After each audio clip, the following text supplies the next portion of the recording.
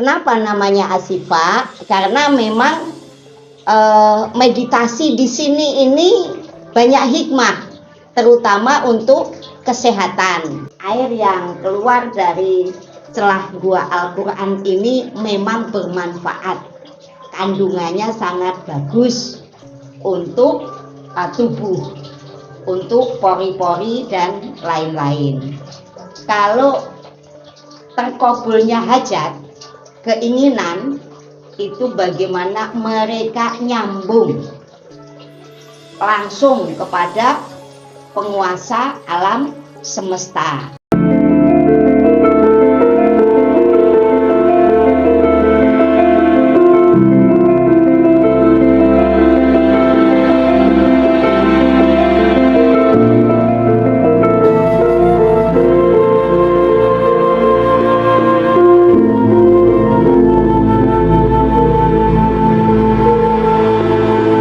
Assalamualaikum warahmatullahi wabarakatuh. Rahayu, rahayu, rahayu sagung dumadi. Selamat berjumpa lagi di Padepokan Tirta Sirot Ashifa, Ciburial, Cinangneng, Tenjolaya, Bogor Barat, Indonesia. Kita berada di Goa Ashifa di areal Padepokan. Ini Gua Ashifa sangat luar biasa sejarah dibuatnya Gua Ashifa ini. Jadi penuh hikmah. Ini di sini ada mata air, bisa mata air, bisa resepan, bisa apa aja, intinya air yang mengalir dari dinding gua.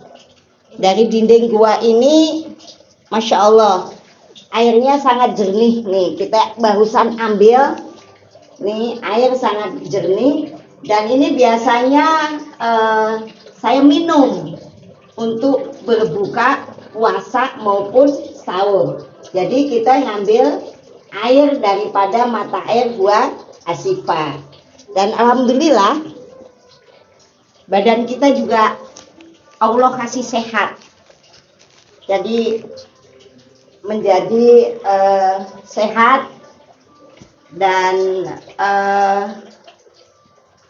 kulit juga nggak terlalu keriput. Di usia saya 60 tahun cukup bagus. Jadi kalau pagi kita sebelum minum yang lain, kita minum air yang kita ambil dari air yang keluar dari dinding Gua Ashifa. Kenapa namanya Ashifa? Karena memang meditasi di sini ini banyak hikmah, terutama untuk kesehatan. Jadi dan mungkin yang lain-lain gitu. Kayak seperti kemarin kita berupaya menjadi jalan untuk menetralisir sebuah usaha bengkel yang lumayan besar. Itu ternyata bermasalah dengan jiwa-jiwa atau bangsa jin yang tinggal di situ. Karena merasa mereka lebih lama tinggal di situ, di sebuah kawasan di Bekasi sana, di Jakarta. Ya masuknya di Jakarta. Jadinya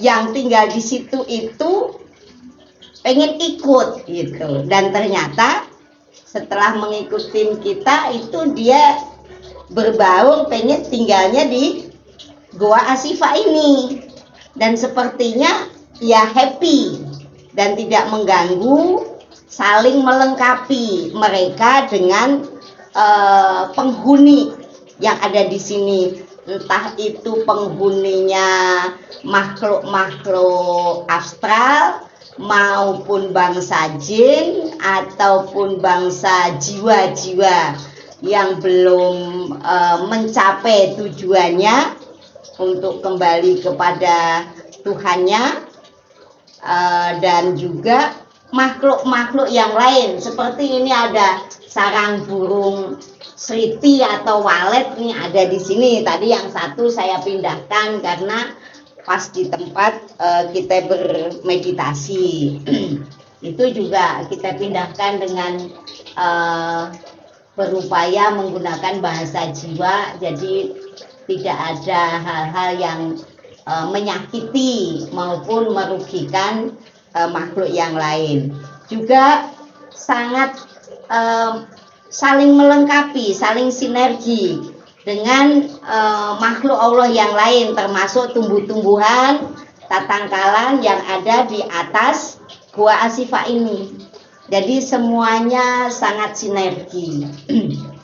Jadi penghuni Gua Asifah ini dari awal sampai akhir cukup bagus untuk saling melengkapi, saling menebar fungsi atau kejadian mereka yang ditakdirkan di alam astral maupun kita di alam nyata itu saling sinergi, tidak saling menyakiti atau saling merugikan, adanya saling melengkapi, saling sinergi untuk hal-hal yang positif bareng-bareng di dalam alam dunia ini.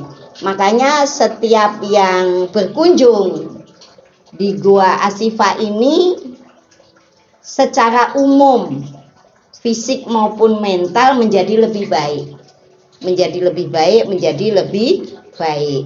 Jadi berproses menjadi hamba Allah yang lebih menyadari, lebih memahami berkehidupan di alam jagat raya ini, di alam semesta ini, dimanapun berada, apapun profesinya, apapun kedudukannya di dalam kehidupan, menjadi lebih baik secara ekonomi, secara kesehatan, dan secara kejiwaan.